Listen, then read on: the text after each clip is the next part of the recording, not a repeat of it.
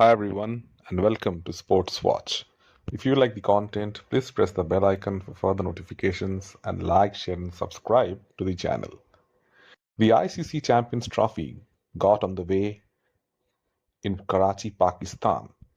After 29 years, an ICC event was taking place in Pakistan. So there was great excitement among fans to see their favorite cricketers up close, and on top of that, high expectations from their team as well that they would put on a show for their fans. But Pakistan remained true to their unpredictable selves and produced one of the worst performances befitting a Pakistani team. When you are chasing 321 for victory and you are 69 for 2 at the end of 20 overs, it pretty much sums up the kind of lackluster and clueless batting that Pakistan displayed today. And led by their enigmatic batsman Babar Azam. After batting for 34 overs, Babar could manage 64 runs of 90 balls at a strike rate of 71. Surely, when you are chasing 321 for victory and you are the best batter in the team, you should be the one to show some intent. The entire top order from Shahid Shakil, Mohammad Rizwan, Fakhar Zaman, and Babar Azam all looked clueless against the New Zealand fast bowling. Not only did they have any ideas how to score runs, but they played too many dot deliveries. There wasn't any intent on how to score runs against the New Zealand attack. Babar was more intent on maintaining his average than playing a match-winning knock for his side. Time and again he gets compared to Virat Kohli, and the Pakistanis love to state him as the number one player in the world.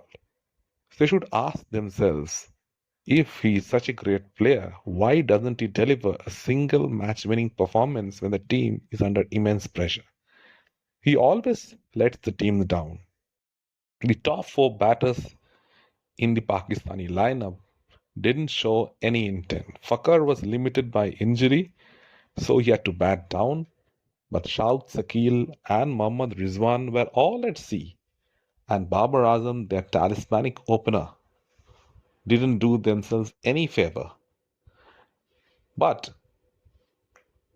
down the order, Salman Ali Agha, Khushdil Shah showed that if you had some intent, you could actually score runs on that wicket. It was a comedy of errors for Pakistan.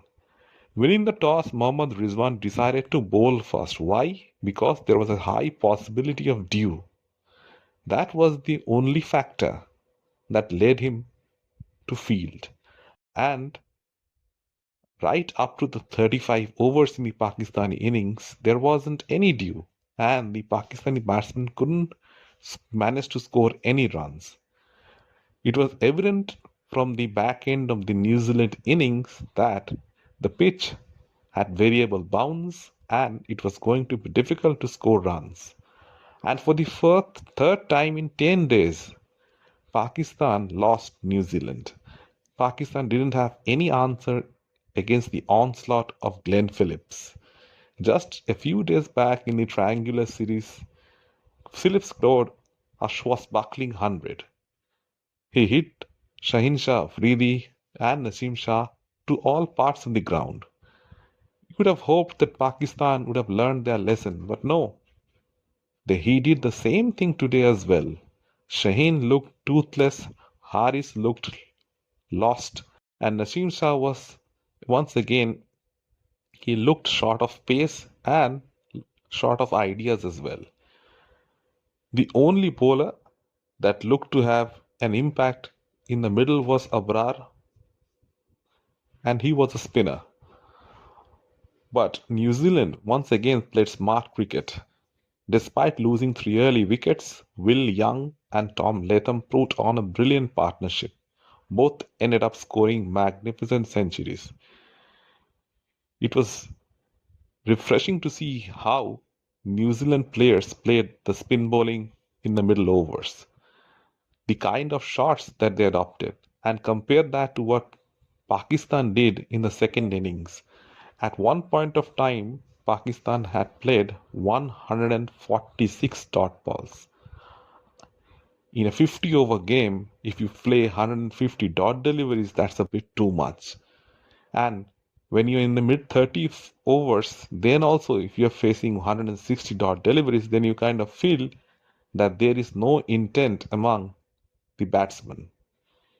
Pakistan cricket has once again shot itself on the foot with such a poor performance in a massive tournament. Now the pressure is entirely upon them to deliver. And Fakar is injured. It's not sure if he will play the next match against India on the 23rd. Pakistan are already struggling, and this kind of performance doesn't do them any good whatsoever. It puts up extra pressure on their team that is already lacking in confidence. The entire bowling lineup of Haris, Naseem, and Shaheen, they didn't have any sort of menace like they used to have a few years back, and New Zealand was cruising all along. But the most disappointing aspect of Pakistan today was undoubtedly their batting. And Babar Azam has to take a lot of blame for that.